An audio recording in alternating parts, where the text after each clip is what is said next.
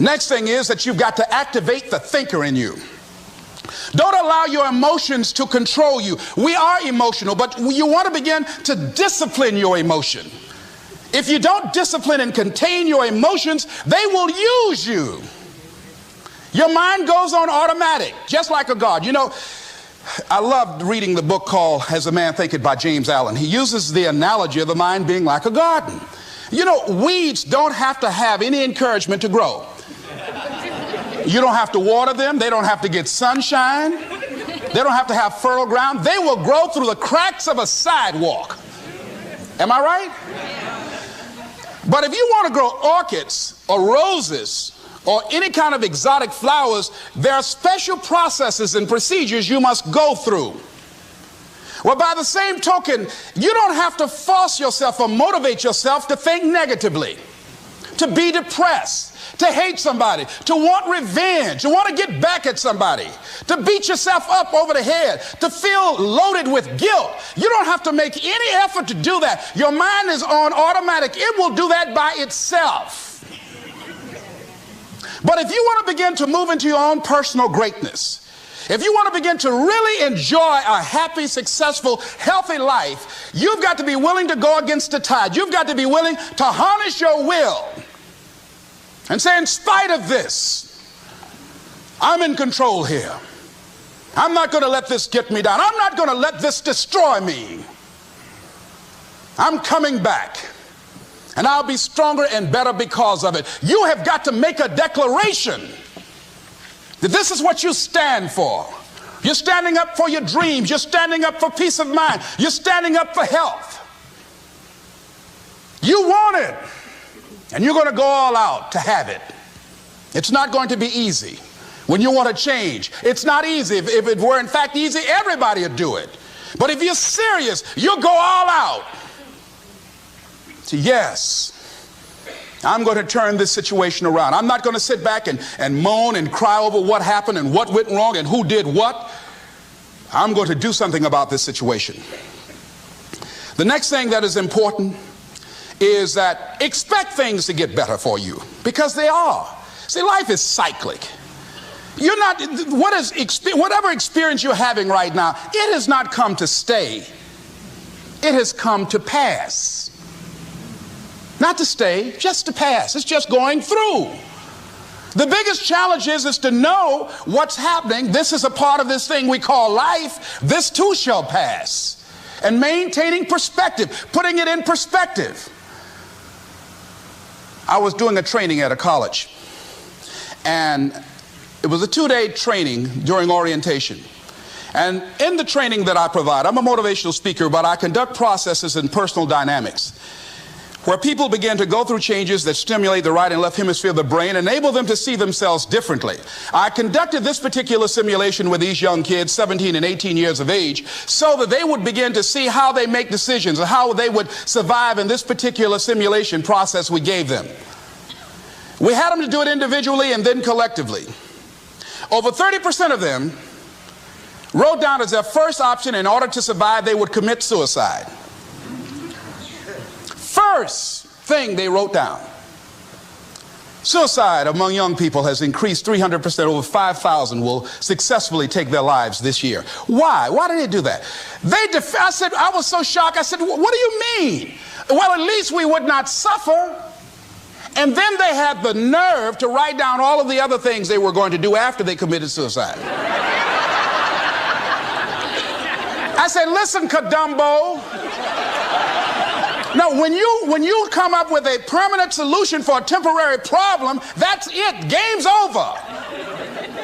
That's it. You're not going to do anything. Anybody wrote suicide at the top, you can put your pencil down.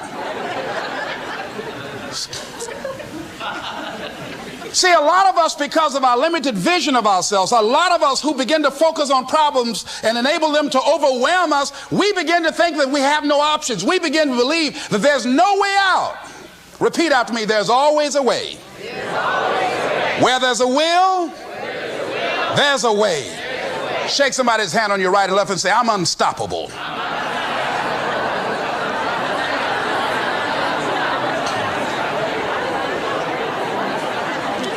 You've got to make those kind of declarations to yourself. I'm unstoppable. This will not get me down. And if I get knocked down, I'm going to be like Leo Pascal. You said you're going to have some low moments in life, but when you do, you will have high lows when you work on yourself. What are some of those things that you can do during this period of time? Go for walks. Do some things for you. Just go for a stroll so you can engage in some reflective thinking on life, on yourself, looking and enjoying the universe, smelling the roses along the way. Listen to upbeat music, music that inspires you. I have oldie but goodies. I have strategies that I engage in to recharge my batteries. I'm preparing for that because I know things are going to happen that I cannot anticipate. A very good friend of mine died the other day. I had a program for myself. I have books that I read that inspire me, tapes that I listen to that fire me up. Because you're going to have sometimes low moments when you won't want to get out of bed. You just want to stay there. At times you won't want to come out the house. At times you'll be feeling bad and don't know why. What's wrong? I don't know. Just leave me alone. Why did that happen? I don't know. It's called life.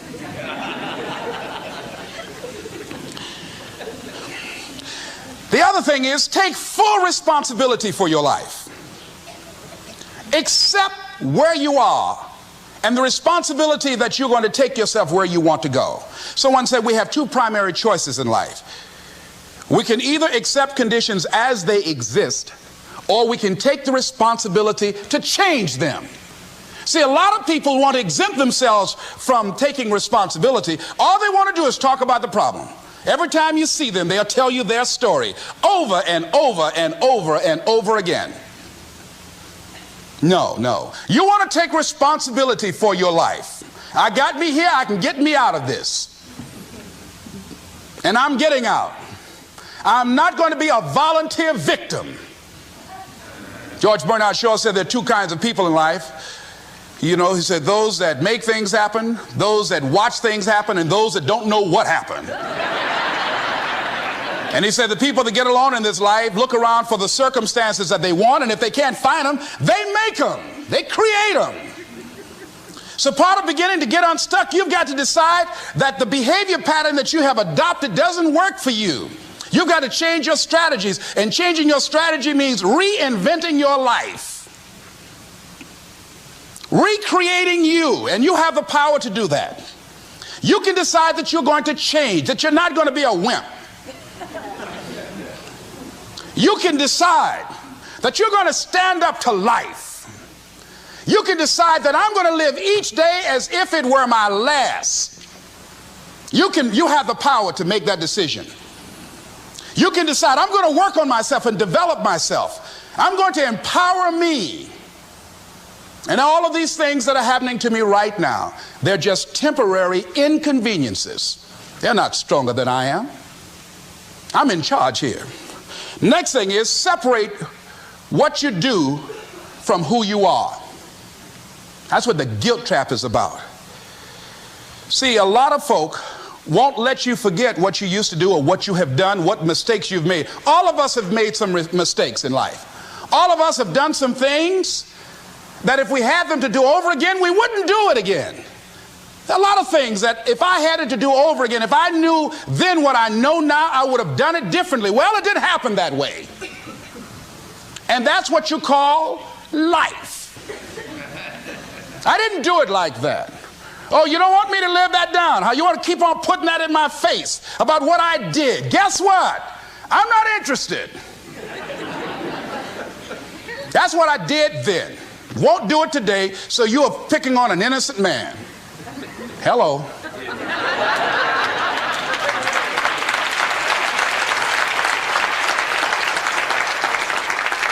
So as you're in the process of reinventing your life, write a description of the kind of person that you want to be. What are the things that you must overcome? What qualities about your personality you know that you're going to have to change because those particular characteristics are liabilities to you? What are your assets? What are your strong points? Look at and evaluating yourself to make that determination. Other thing is that in order to get out of a rut, we need some coaching. Find some trusted critics. People that you know care about you and love you. So there's some things that keeps us from growing and getting out of ruts. Number one, we identify with feedback. We take it personal when someone wants to give us some feedback on where we are falling short and tell us about our blind spots. We want to have everything being positive about us. We're not perfect. It hurts. I have a friend who's a trusted critic. I don't like him, but I love him. He doesn't tell me the things I want to hear. He tells me what I need to hear so I can grow. It hurts. It hurts when he put me on the hot seat. I can't stand it. But that's the only way that I can grow. And I'm glad that he loves me enough to risk our friendship to tell me what I need to hear, not what I want to hear. Get a support group, somebody that you can talk to. People who perhaps might have a similar problem. Support groups are very powerful, that you can share some of the challenges that you're going through. And it might be a situation where one person can give you an idea of how they handle that situation and create an opening for you. Begin to stimulate some possibilities in your mind on how you can resolve the problem. We can't grow by ourselves. As I mentioned before, we grow from people and projects.